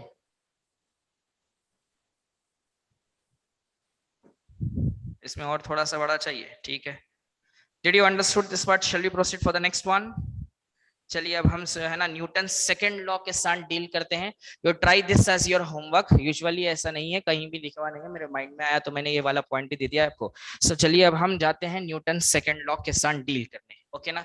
now Newton second law is very very very important concept, और अभी हमने जो है ना न्यूटन फर्स्ट लॉ लास्ट वाली क्लास में किया था, उसके ऊपर ज्यादा डिटेल हमने नहीं किया था, क्योंकि न्यूटन फर्स्ट लॉ सिर्फ और सिर्फ डेफिनेशन वाला है। न्यूटन सेकेंड लॉ से पहले आपको मोमेंटम के बारे में मालूम होना जरूरी था, और आपको पूरा मोमेंटम की पूरी हिस्ट्री मालूम हो गई। चेंज इन मोमेंटम का कॉन्सेप्ट ज्यादातर रिपीट होता है। अब हम आगे बढ़ते हैं नेक्स्ट वाले टर्म की तरफ, that is Newton second law. Basically अगर न्यूटन सेकेंड लॉ हम 8th क्लास के स्टूडेंट्स को पढ़ाते हैं तो सीधा फॉर्मूला बोलकर पढ़ाते हैं, लेकिन न्यूटन सेकेंड लॉ का एक्चुअल डेफिनेशन क्या है, वो तो the net force is directly proportional to rate of change of momentum with respect to time। यानी कि मोमेंटम जैसा चेंज होगा टाइम के हिसाब से हमको फोर्स प्रोड्यूस होगा, मोमेंटम टाइम के हिसाब से जैसा चेंज होगा। अब देखिए आप पुराने जितने भी केसेस करे हो, change in momentum, change in momentum, इसके ऊपर वाला भी चेंज इन मोमेंटम, जितना भी हमने किया है चेंज इन मोमेंटम। अब आप और एक चीज याद रख लीजिए एज एन आईआईटी स्टूडेंट, तो चेंज इन मोमेंटम को या तो आप डेल्टा पी बोलकर भी लिख सकते हो या फिर डीपी बोलकर भी लिख सकते हो। चेंज इन मोमेंटम को या तो डेल्टा पी बोलकर लिख सकते हो या फिर डीपी बोल के लिख सकते हो। So I have written this part. Okay ना। अब आपको तो ये मालूम ही है, डी बाई डी टी तो डिफरेंशिएशन को कहते हैं, and D by D T का मतलब ही होता है रेट ऑफ चेंज, और हमारे फिजिक्स में टी आने की वजह से rate of change with respect to time हो जाएगा। अब बीच में हमने वहां पर पी रखा है, तो क्या हो जाएगा, rate of change of momentum with respect to time. अब चलिए, बेसिकली आपको तो मालूम है what is the formula for momentum, सिर्फ और सिर्फ मास इनटू वेलोसिटी होता है। हम ये वाला formula we will substitute here. तो आप चाहे तो नेट फोर्स बोल के भी लिख सकते हो या खाली एफ बोलकर भी लिख सकते हो, दोनों का मीनिंग क्या होता है, सेम होता है। So I can write this term as D by D T of momentum की जगह में मास इनटू वेलोसिटी लिखता हूं, ठीक है ना। नाउ अब इसके अंदर वी विल बी हैविंग फिर 3 केसेस होते हैं। पहला वाला केस लेता हूं मैं, केस 1, जहां पर मास कांस्टेंट है, m इज कांस्टेंट। अगर हम मास को कांस्टेंट कंसीडर करते हैं तो force is directly proportional to d by D T of m v. मैंने फिर से लिखा है, मास कांस्टेंट रहने की वजह से डिफरेंशिएशन के बाहर आ जाएगा, ये आप अपने फाउंडेशन कोर्सेस में करे हो। So m is constant which will come outside and this will become d by dt of v which is velocity. आपने मोशन इन स्ट्रेट लाइन में पढ़ा है, dv by dt is equals to acceleration होता है, the rate of change of velocity with respect to time is defined as acceleration. So मैं ये dv by dt को किससे रिप्लेस करना चाह रहा हूं, एक्सेलरेशन से। किससे रिप्लेस कर रहा हूं, एक्सेलरेशन से। आप चाहे तो यहां लिख सकते हो dv by dt is equals to a, dv by dt is equals to a, इसे हम एक्सेलरेशन कहते हैं। एंड अगर मैं प्रोपोर्शनैलिटी टर्म हटाता हूं तो कांस्टेंट k आ जाएगा। ज्यादातर हमारे यहाँ इस पर्टिकुलर टर्म को प्रोपोर्शनैलिटी कांस्टेंट कहते हैं, प्रोपोर्शनैलिटी टर्म।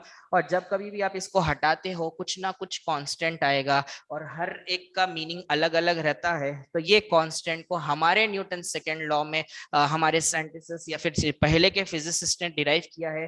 तो के को हमेशा 1 लेने के लिए उन्होंने कहा है, तो हम के को हमेशा क्या कंसीडर करेंगे, 1 ही लेंगे। अगर के की वैल्यू 1 हो जाएगी तो हमारा जो फॉर्मूला बनेगा F is equals to m a, since k is equals to 1।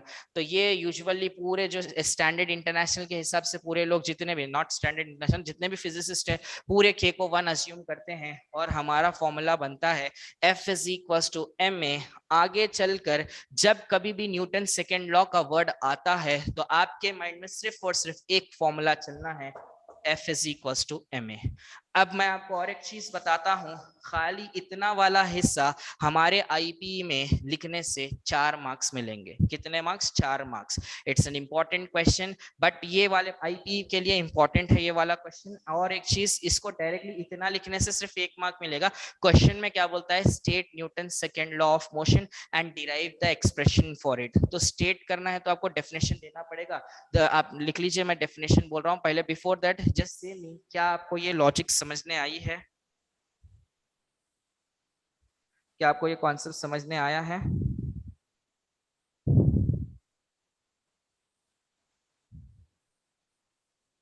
Right क्या आपको ये कॉन्सेप्ट समझने आया है? फाइन। एम आउटसाइड बिकॉज ये फाउंडेशन कोर्सेज में करे हो, कांस्टेंट टर्म डिफरेंशिएशन में हमेशा बाहर आता है। Did differentiation started for you people in 1B? जब 1B में आपको डिफरेंशिएशन स्टार्ट होगा तो आपको और अच्छे से समझने आएगा, ठीक है ना। सो चलिए अब हम आगे बढ़ते हैं। अब अब मैं हर चीज को 4-4 बार रिपीट करूंगा तो हमारा सिलेबस बहुत पीछे रहेगा। इसमें और क्या चीज है जो आपको टफ दिख रही है? आई एम गोइंग और जो है ना बहुत स्लो जा रहा हूँ, तभी भी आपको नहीं आ रहा। वो तो एक ही कंडीशन है, 7th का स्टूडेंट सीधा 10th एग्जाम लिखा या 8th का स्टूडेंट जो 10th लिखे तो उन्होंने ऐसे डाउट्स पूछ रहे हैं, फिर से रिपीट मैं वही समझना पड़ेगा।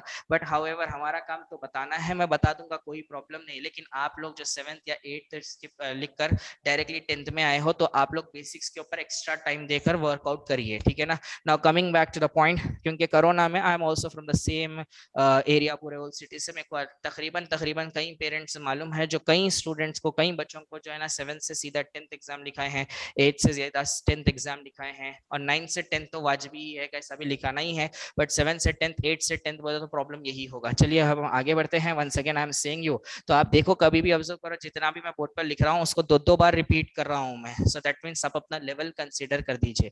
Now net force will be equal to dp by dt, p की जगह मास इनटू वेलोसिटी लिखा जाता है। I have written that part. अब इसमें तीन केसेस आते हैं। केस नंबर 1 में मास कांस्टेंट हो सकता है, दूसरे वाले केस में वेलोसिटी कांस्टेंट हो सकता है, तीसरे वाले में दोनों भी कांस्टेंट नहीं होते। अब पहले वाले केस में हम मास कांस्टेंट करेंगे तो ये मास हमारा बिल्कुल बाहर आ जाएगा, ठीक है ना। इसे हम प्रोपोर्शनैलिटी टर्म कहते हैं। ये मास को आप एज इट इज लिख लीजिए। Now rate of d by dt of सिर्फ वेलोसिटी बचेगा। ये तो हमारा एक्सेलरेशन का डेफिनेशन है, ये एक्सेलरेशन यहाँ पर आ जाएगा। अब ये मास इनटू एक्सेलरेशन आएगा तो ये प्रोपोर्शनैलिटी टर्म हमेशा खटकते रहती है, तो इसे हटाकर आप कांस्टेंट डाल दीजिए, k हो जाएगा। अब k की जगह आप 1 ले सकते हो, तो f की जगह क्या होगा हमारा ma होगा। दैट्स इट, और कुछ भी नहीं है। अब ये वाले पार्ट को आप क्लास के बाद एक बार डिराइव कर लीजिए। अब ये वाला सवाल, इसमें पॉइंट में कहता हूं कि अगर कोई पर्टिकुलर बॉडी वेलोसिटी के साथ मूव हो रही है और उसका मास हमेशा क्या रहेगा, कांस्टेंट रहेगा, तो हर टाइम हमारे को यही वाला फॉर्मूला यूटिलाइज करना पड़ेगा। I hope you understood this part. अभी तो आपको समझ में आया होगा। Shall we proceed for the next one.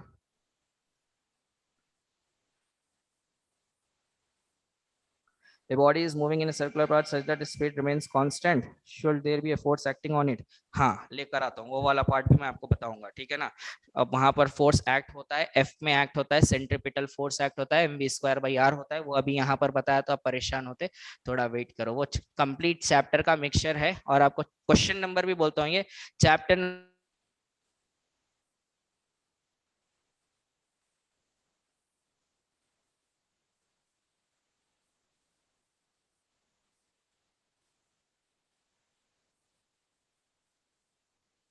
Now case 2 की तरफ हम बढ़ते हैं, ठीक है ना।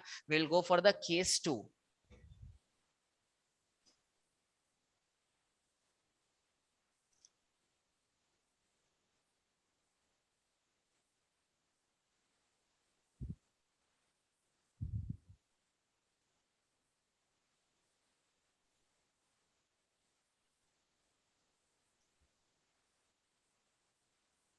Now coming back to the point, अब केस 2 में हम क्या करेंगे, वेलोसिटी कांस्टेंट रखेंगे। अब आप थोड़ा लॉजिकली सुनिए, पहले मैं डिराइव करता हूं, उसके बाद मैं आपको कॉन्सेप्ट बताता हूं। Let us go for case 2। So in now case 2 what I am doing, velocity is constant, velocity is constant. अगर वेलोसिटी कांस्टेंट होता है तो क्या होगा, see here, same as it is, F is directly proportional to d by D T of m into v. Velocity constant है, बाहर ले लीजिए, और इसे आप लिख सकते हो d m by D t. Proportionality term हटा दीजिए, के इंटू ये हो जाएगा d m by D t, और के की जगह हम अगर 1 कंसीडर करते हैं तो F is equal to v into d m by D t. अब आपसे ये सवाल उठ सकता है, सर आपने वहां पर डीवी बाई डी टी को एक्सेलरेशन लिया था, वेलोसिटी टाइम के हिसाब से चेंज हो रही है, यहाँ पर मास टाइम के हिसाब से चेंज हो रहा है, ऐसा कोई पॉसिबिलिटी है टाइम के हिसाब से मास चेंज होना, टाइम के हिसाब से मास चेंज होना? Yes, there is a possibility. What is that possibility? आप एक वाटर बॉटल ले लीजिए, एक वाटर बॉटल में से दूसरे बॉटल में पानी डाल रहे हो विद कांस्टेंट वेलोसिटी। कंडीशन ये रहना चाहिए, पानी जो आपका पानी बॉटल से पानी जो गिर रहा है उसकी वेलोसिटी कांस्टेंट होनी चाहिए, और जो है ना अब बॉटल में से हल्लू हल्लू हल्लू आप जैसे डालते जा रहे हो तो इस बॉटल का जो है ना मास क्या होता है, चेंज होता है, हाँ या ना। उसका मास क्या होता है, कंप्लीटली चेंज होता है। उतना कहीं को सिंपल लैंग्वेज में, जहां कहीं भी घर जो है ना कंस्ट्रक्ट होता है, wherever you are seeing the house will be constructing and will be constructing some houses, there you will be saying कि वहां पर आपको सैंड की जरूरत पड़ती है, यानी कि रेती की जरूरत पड़ती है। तो रेती वाले जो है ना लॉरी में लेकर आने के बाद, पहले के जमाने में जो है ना मजदूर काम करते थे, अब कैसा हो गया, एक बटन प्रेस करते कि लॉरी जो है ना, लॉरी का बैक वाला पार्ट ऐसा ऊपर उठता है, और स्लोली स्लोली स्लोली स्लोली क्या होता, यहाँ से रेती गिरना शुरू होती है। तो रेती कांस्टेंट वेलोसिटी के साथ गिर रही है, और इस लॉरी का जो है ना मास क्या हो रहा है, हर टाइम पे चेंज हो रहा है। तो दैट मींस मास टाइम के हिसाब से चेंज हो रहा है, वेलोसिटी कांस्टेंट। तो वो वाले कॉन्सेप्ट में हम ये वाला फॉर्मूला यूटिलाइज करेंगे। Did you understood this part?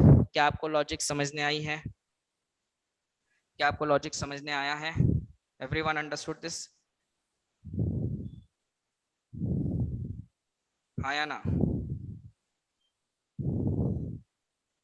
किसका? अच्छा, इसका डेफिनेशन होना है, ठीक है, you write on the definition. The rate of change of, I am saying the rate of the rate of change of the rate of change of momentum, the rate of change of momentum with respect to time is directly proportional to the net force, directly proportional to the net force. Net force भी लिख सकते हो या applied force भी लिख सकते हो, ये न्यूटन सेकंड लॉ का पॉइंट है, ठीक है ना? Clear? Everyone got this part? अभी हम आगे बढ़ते हैं, ये वाला केस तो आपको समझने आ गया होगा now. So don't go fast please. अरे अभी कितना फास्ट है ये, जस्ट से मी अभी कितना फास्ट है, वो खाली एक ही स्टूडेंट कंसिस्टेंटली डालते जा रहे हैं, तो आप एक के लिए ओके रिप्लाई में इज इट फास्ट, पूरे स्टूडेंट्स बताइए क्या ये फास्ट है? Is it fast? whatever we have discussed today, is it fast? Fast है? अगर है तो और कितना स्लो? हाँ नॉर्मल है, नॉर्मल को भी स्टूडेंट्स जो है ना फास्ट बोल रहे हैं, ये नॉर्मल को भी. अभी मेरा फास्ट आप देखे नहीं है, मैं कितना फास्ट जाता हूँ. मैं आई कैन कंप्लीट 1 चैप्टर को 1 घंटे में खत्म कर सकता हूँ ऐसे 1 शॉट, और ऐसा कई बार कर दिया हूँ. सो ये बहुत स्लो है, और अभी मैं न्यूमेरिकल्स के साथ भी आया हूँ, अभी हम यहाँ पर ही अभी अटके हुए हैं, मतलब स्टूडेंट्स कितना स्लो है वो मेरे को क्लियर हो रहा है, ठीक है ना? Now I am not fast, you are slow, so please increase your level as well as your speed also, ठीक है ना? चलिए हम लास्ट केस की तरफ बढ़ते हैं. वेलोसिटी इज कांस्टेंट हो गया है. नेक्स्ट वाले पार्ट में जो है ना, mass and velocity is constant. Mass and velocity is constant. जब मास और वेलोसिटी कांस्टेंट होती है तो उसके लिए फाउंडेशन कोर्सेस में आपने एक फॉर्मूला पढ़ा था, I am writing here as a note, d by d x of u v. तो यू कैन राइट हियर, पहले वाले को डिफरेंशिएट करिए, दूसरे वाले को एज इट इज लिखिए, फिर दूसरे वाले को डिफरेंशिएट करिए, पहले वाले को एज इट इज लिखिए. Did you understood this part? ये एक्चुअली ये फॉर्मूला है जो आपको याद रखना है. वेयर एमपीसी स्टूडेंट्स को ऐसा भी बताया जाता है, जब आप पहले वाले को डिफरेंशिएट करोगे तो यू डैश लिया जाता है और ये वी होता है, और यहाँ पर दूसरे वाले को डिफरेंशिएट कर तो वी डैश होता है और ये यू होता है. अब अगर आप एमपीसी में मैथ्स बी में करोगे तो ये फॉर्मूला कॉमनली यूज होता है, और आपको मैथ्स में फॉर्मूला ऐसा पढ़ाया जाता है, U V dash plus V U dash. Okay हर एक जना ऐसे ही बताता है, फिजिक्स फैकल्टीज भी ऐसे बताते हैं, बट मेरी हैबिट में ऐसा स्टूडेंट्स की आसानी के लिए बताता हूँ, पहला वाला डिफरेंशिएट, दूसरा वाला एज इट इज, दूसरा वाला डिफरेंशिएट, पहला वाला एज इट इज, बस उतना ही है. तो मैंने उसको इस तरीके से मैंने शॉर्टकट बनाया है. अब आप देखिए वापस यहाँ पर हम फोकस करते हैं. So let us take this part. मैं वो इक्वेशन को फिर से इसको लेता हूँ. So this is F is directly proportional to d by D T of mass into velocity. So force is directly proportional, वो तो प्रोपोर्शनलिटी टर्म हटा के मैं के पहले ही लिख देता हूँ, and D by D T of mass into velocity, और के की वैल्यू कितनी लेंगे हम, हमेशा 1 लेते हैं, तो एफ इज इक्वल्स टू सीधा D by D T of mass into velocity. अब ये वाला फॉर्मूला हमको इसमें अप्लाई करना है, क्योंकि दोनों भी कांस्टेंट नहीं है, मास भी चेंज हो रहा है, वेलोसिटी भी चेंज हो रही है. इसका एग्जांपल हम उतने परफेक्ट नहीं है, एक पानी के बोतल से दूसरे पानी के बोतल में जब पानी डाल रहे हैं तो कांस्टेंट वेलोसिटी से क्या आप डाल सकते हो? नहीं, कांस्टेंट वेलोसिटी की जगह आप वेलोसिटी भी वेरिएट करते हो, और ये बोतल का मास भी चेंज हो रहा है. So due to that reason आप यहाँ पर क्लियरली कर सकते हो. आप ये फॉर्मूला अप्लाई करिए, और अप्लाई करने के लिए पहला वाला मास को डिफरेंशिएट करिए, और ये टाइम से है बोलकर हमने टाइम से डिफरेंशिएट करा, और दूसरे वाले को एज इट इज, प्लस दूसरे वाले को डिफरेंशिएट करिए, पहला वाला as it is. Did you understood this part? और ये वाला एग्जाम्पल हमारे लिए बहुत अहम वाला एग्जाम्पल है. आईआईटी में अगर पूछा तो अभी तक तो कोई क्वेश्चन नहीं आया है, पिछले 20 साल में we did not got any question based on this concept. लेकिन हमारा काम क्या है, रेडी होना जरूरी है, क्योंकि ये वाला कॉन्सेप्ट हमारे को रॉकेट प्रोपल्शन में यूज होता है. रॉकेट जब निकल कर ऊपर जाती है तो वो वाले केस में क्या होता है, जैसा आगे जाने के बाद इसमें जो है ना पीछे से जो गैसेस रहते हैं वो गैसेस एग्जॉस्ट होकर बाहर निकलते हैं. जब गैसेस बाहर निकलते निकलते हैं तो रॉकेट का मास क्या होता है, चेंज होता है, और जैसे जैसे रॉकेट आगे बढ़ते जाती है तो उसकी वेलोसिटी भी चेंज होती है। तो rocket propulsion is an example of this variable mass and velocity. क्या आपको लॉजिक समझने आया है? सिंपल वे में अगर रॉकेट निकलकर आगे जा रही है तो पीछे से जितने भी गैसेस, जैसे आप देखे होंगे ना, रॉकेट जब निकलना स्टार्ट होती है तो नीचे वाले हिस्से में आग वगैरह जो रहती है वो गैसेस के ज्यादा रहने की वजह से, गैसेस मैक्सिमम रहने की वजह से वो गैसेस का प्रेशर नीचे की तरफ एक्ट होता है, जिसकी वजह से न्यूटन्स थर्ड लॉ जो हम आगे पढ़ने वाले हैं तो उसकी वजह से जो है ना नीचे ज्यादा प्रेशर और ज्यादा फोर्स पड़ने की वजह से रॉकेट आगे निकलती है, ठीक है ना। सो जैसा रॉकेट आगे निकलती है तो आगे गए जब तक जो है ना इसके अंदर से गैसेस रिलीज होते हैं, गैसेस रिलीज होते हैं। आप देखे होंगे जब कभी भी आसमान में आप रॉकेट को देखते हो तो पीछे पूरी जो है ना एक लाइन रहती है व्हाइट कलर की, वो गैसेस होते हैं, those gases are release from the rocket, और वो गैस के रिलीज होने की वजह से रॉकेट का जो वजन है ना हल्लू हल्लू कम होता है, क्योंकि वो गैसेस जितने भी रहते हैं बहुत वजनदार रहते हैं। So it slowly slowly its mass will reduce. अगर उसका मास कम होते जाएगा तो इसकी रॉकेट की वेलोसिटी बढ़ते जाएगी। आपके ऊपर 3-4 चीजें मैं रख दिया और आप भागना शुरू करें, और मैं भी पीछे से भागते भागते आपके ऊपर से वो पहली चीज हटा दिया तो आपकी स्पीड बढ़ेगी। फिर दूसरी स्पीड, दूसरा वाली चीज ऑब्जेक्ट को हटा दिया तो और जरा तेजी से जाओगे। अब तीसरा वाला हटा गया तो कुछ भी आपके ऊपर प्रेशर नहीं रहेगा और आपकी स्पीड और तेज से जाएगी। तो बताने का मतलब ये है कि mass and velocity is changing is an example of this part. क्या आपको कॉन्सेप्ट समझने आया है? Everyone understood this part? This is a formula, इसको हम कहते हैं यूवी का फॉर्मूला बनता है। ये यूवी मतलब युवराज सिंह नहीं होता, ये यूवी हम शॉर्टकट मैथ्स में यूज करते हैं। यू का मतलब पहला वाला डिफरेंशिएशन, डिफरेंशिएशन वाले टर्म को यू डैश बोल के लिखते हैं, वी एज इट इज होता है, और इस पर्टिकुलर पार्ट को वी डैश बोल के लिखते हैं, यू एज इट इज होता है। ये डैश का मतलब इतने पूरे टर्म को हम डैश बोल के भी रिप्रेजेंट कर सकते हैं। तो वो डिफरेंशिएशन में आप पढ़ लोगे, और ये फॉर्मूला भी है और ये फाउंडेशन कोर्सेज में भी हो गया है। नाउ कंसीडरिंग योर पार्ट, अब हम आगे बढ़ते हैं नेक्स्ट वाले टर्म की तरफ। अब हम इसके न्यूमेरिकल्स करेंगे, क्योंकि मैं ज्यादा न्यूमेरिकल्स के साथ आया था, आज कराने का इरादा था, बट हमारे बेसिक्स में ही ज्यादा टाइम आपको चला गया है। So please make a note, I am going to wrap this part, at least एक न्यूमेरिकल तो हम आज कर लेंगे, we will proceed for the next one, ठीक है ना।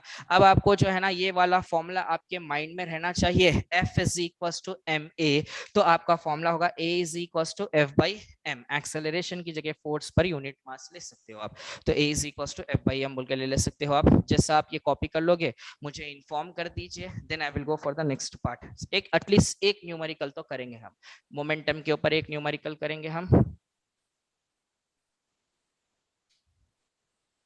Completely have moved, if you want to take the screenshot you can take it। हाँ नहीं रब कर रहा हूँ मैं।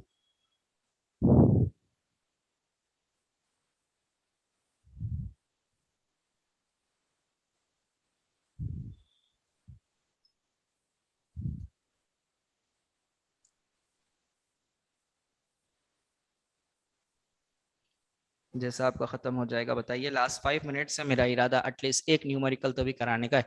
आई थिंक आपने सेंटर वाला कॉलम खत्म किया होगा।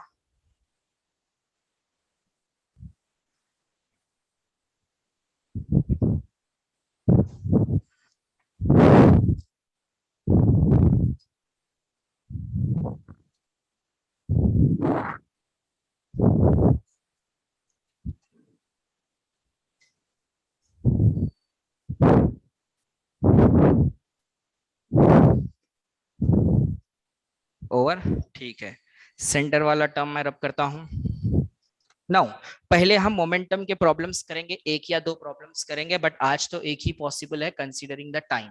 आज आपको एक ही पॉसिबल है, और आप लोग जो है ना, ठीक है, अब पहले ये तो खत्म कर लेंगे, उसके बाद आपका काम क्या है, whatever we completed today, इन पूरों को आप जो है ना एक बार डिराइव कर लीजिए, try to do by yourself. IIT में कभी फॉर्मूला नहीं बताया जाता है, जो फॉर्मूला आता है स्टूडेंट्स को करते करते अपने आप याद हो जाता है। अब देखिए इतने वाले पूरे केसेस में अगर मैं आपको एक ही फॉर्मूला बताता था, अब हम कितने केसेस करे हैं मोमेंटम में, तकरीबन 6 और 7 केसेस हमने किया है। ये 7 केसेस से अगर मैं आपको एक ही फॉर्मूला, क्या है, चेंज इन मोमेंटम हो तो final momentum minus initial momentum, but हर एक के लिए लॉजिक कैसे यूज हो रही है वो भी तो इंपॉर्टेंट है।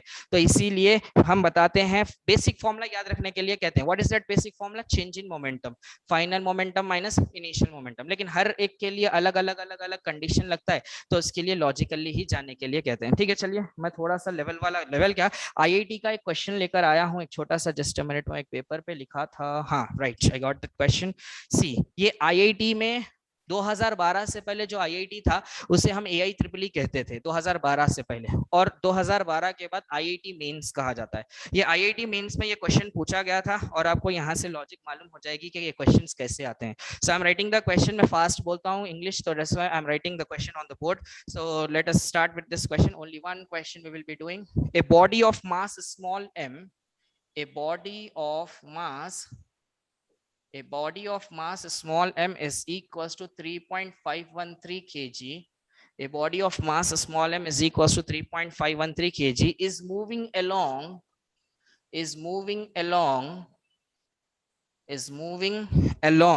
the x-axis with a speed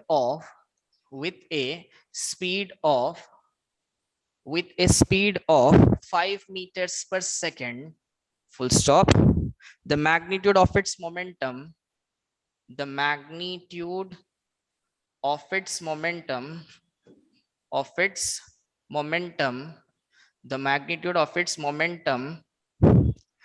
is recorded as ये आपको AI ट्रिपल ई 2008 में पूछा गया था। मैं नेक्स्ट टाइम नहीं बोलूंगा, डायरेक्टली क्वेश्चन लिखा दूंगा, तो यानी कि एक आईआईटी का ही क्वेश्चन है, समझ जाइए। अब चलिए, everyone's concentration I want on the board, और मैं प्रॉब्लम को कैसे टैकल करता हूं देखिए, जरा गौर से देखिए। Now a body of mass 3.513 kg is moving along the x-axis with a speed of 5 meters per second। बस सिर्फ दो ही चीजें दिया है, उसने कहा है कि मास उसने दिया है, what is the mass, that is 3.513 kg है, और इसकी स्पीड उसने दी है 5 मीटर्स पर सेकेंड, और ये सिर्फ और सिर्फ कहां पर, एक्स एक्सिस की तरफ जा रहा है, और इसने हमको सिर्फ और सिर्फ मोमेंटम बोल रहा है, चेंज इन मोमेंटम नहीं बोल रहा, सिर्फ और सिर्फ मोमेंटम। फॉर्मूला क्या होगा आपको तो अच्छे से मालूम है, momentum is equals to what, mass into velocity, खत्म, खाली सब्स्टिट्यूट एंड सिंप्लीफिकेशन। जब आप यहां पर करते हो तो मास की वैल्यू होती है 3.513 एंड वेलोसिटी हो गई 5, आप दोनों को मल्टीप्लाई कर दीजिए, 3.513 multiplied by 5, 5 3 15 carry 1 5 1 5 6 5 5 carry 2 5 3 15 plus 2 बोले तो 17.565, दैट्स इट। और मोमेंटम का कल मैंने आपको बताया था, that is KG metre second power -1, that's it. ये आपका फाइनल आंसर है। कितना सिंपल सा है, खाली कैलकुलेशन में ऐसा कंफ्यूज करा है। 2008 में आया था इतना छोटा सा क्वेश्चन, और ऐसे लेवल भी नहीं, ये बहुत आसान क्वेश्चन है। उस साल में सबसे आसान क्वेश्चन यही था, 2008 की बात कर रहा हूं मैं। So I hope you got the clear idea, everyone understood this part, सबको समझने आया है।